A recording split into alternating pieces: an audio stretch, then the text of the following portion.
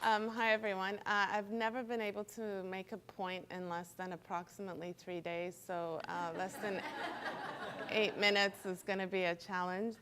I also get super nervous public speaking, and the way my body reacts is by profusely yawning, which is a great additional addition. So anyways, I'll start. About 5 years ago, I had a midlife crisis or epiphany, depends on whether you're glass full or glass empty. And I realized that I fundamentally had screwed up and my career had amounted to nothing but a disservice to organizations. And my career predominantly has been in HR, and I had this epiphany because in the morning I was having one of my usual righteousness moments of HR practice, which is I was telling a senior executive, didn't I tell you not to talk to your employee without talking to me first? Look what happened. And then in the same day, that afternoon, I was talking to my boss, who's the head of HR, and she was, her and I were waxing poetic about how's it possible that we're getting it so wrong hiring managers. They're so robotic. They can't engage on a human level. What are we doing wrong? Anyways, on the drive home, I had that existential crisis where I realized that the detective and the criminal are actually one and the same. And this is what it looked like, taking a series of selfies to illustrate, because I went from moments of coolness and yeah, this is cool, I might be onto something, to panic and mayhem. And the reason for that was that I couldn't actually see HR through the traditional lens that I used to. And no part of the HR portfolio made sense to me anymore, which is really the employee life cycle that we're accountable for. I also realized something probably even more detrimental considering my career and my position, that I wasn't really actually any good at it either. Here's why. For recruitment, I relied heavily on headhunters, and for the occasional team of recruitment professionals, and I use that heavily quotation marks, that I would hire, they were glorified Googlers. We would get a spec from the manager, and we would creatively use buzzwords on LinkedIn to sort someone who might fit the profile. And then we got super creative when the manager's like, what is this crap you've given me? We'd be like, are you sure you don't just want to hire yourself, and perhaps you're not exploring creative innovations? Rewards. Every single staff survey I did, pay and benefits scored low.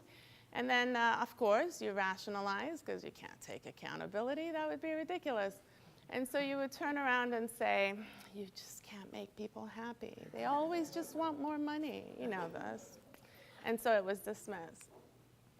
Training and development, this was hilarious. We would create content centrally. Meanwhile, TED Talks is killing it on YouTube, but no. We can do better. So we would create some random crap, and no one would show up, right? So instead of challenging the crap that we were creating, we would start counting how many seats were empty, and then we would pull a report and then rate it with the lovely color red, take it back to the exec, and then pass it back to the managers and say, you asked for training, we brought it, and none of your people showed up, so it's really your fault for not dealing with this effectively. Performance management, you're all facing this if you're in HR. The conversation happened once a year, and that's only because I was following around and asking for those forms to get filled, right? If the forms got dropped at any point, that one conversation also disappeared. So that was working in our favor. Talent, this was my favorite. We would identify them, we would spot them, we would invest a crap load of money in their development, and then we were like, okay, you just stand still, talent, don't go anywhere. right? I had managers who got super creative with me and saying, can't we put it in their contract that if we send them to Harvard, they can't move? I'm like, I don't think it's legal, but let me see what I can do. So we wanted to hoard talent, and what we missed completely as a trick is we were so busy trying to hoard talent, we didn't actually do any workforce planning to open up positions for them. So they would be parked until Amazon came along and nicely plucked our talent after we had given them all the development and investment in education. Leave of absence, another favorite of mine. Quite literally, when patients who are suffering from chronic disease would tell me that they would have to fill more paperwork internally than they did at the hospital, was a really sobering moment for me. Considering the fact that we're here to live and work is just a means to enhance our living, the tragedy in the context of leave of absence, and the law did not help, is that it is single most complicated process on the planet for people who, for the most part, I'm not talking about the ones who are taking a sabbatical to Vegas, I'm talking about people who are actually going through a life event, had to then go through the most complicated process that I will openly admit, in any of the 7 or 8 countries I've worked with, I still don't understand how it works. And then last but not least, we fire people. This concept has been a norm in business for so long, but inadvertently, nowhere else in our lives do we ever allow this level of judgment to happen. As leaders, we go, oh, 1, 2, 3, you're out. Without any effort taken into understanding why the individual isn't performing. We processed it out, said, just show me how many times, make sure you document it, cover your ass, and then let's move forward. And that's what we've done. So this epiphany led me to realize that HR fundamentally has to remove itself from the relationship between managers and staff. And what we've done is we've inserted ourselves in there, made the whole relationship robotic, and then culture and engagement came along as part of our portfolio. And we decided to then turn around and say, be more human, and then insert ourselves to make sure they're robotic, be more human, insert ourselves to be sure. So this fundamentally needs to change, and the entire employee life cycle has to be gifted back to the managers and staff to be able to manage. So here's how to change it. I spent some time with a Navy SEALs trainer. It's not as cool as it sounds. I met a trainer, and they were telling me that fundamentally, is it time?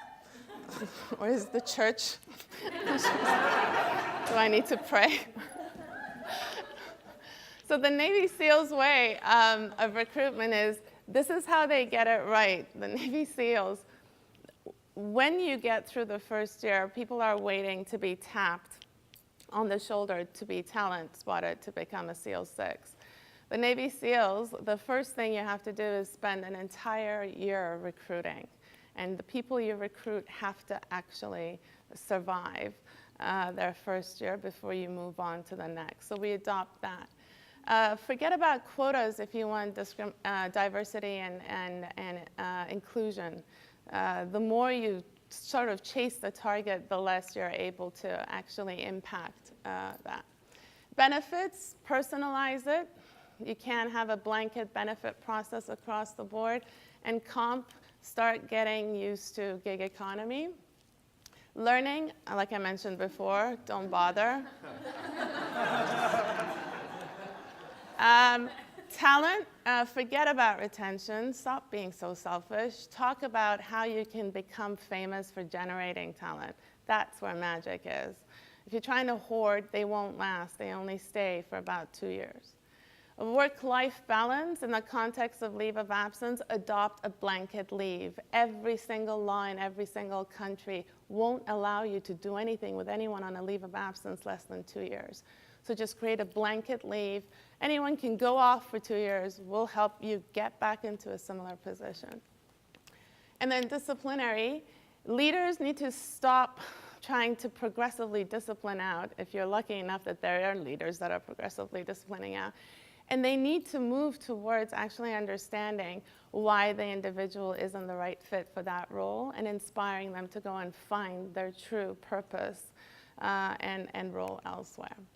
I did have this moment where I was like, am I just bored and wanting to disrupt for no reason? And then I had to confirm that that wasn't the case. But what does HR do if we hand this back? And the reality is the focus of HR is architects and shrinks in the simplest terms.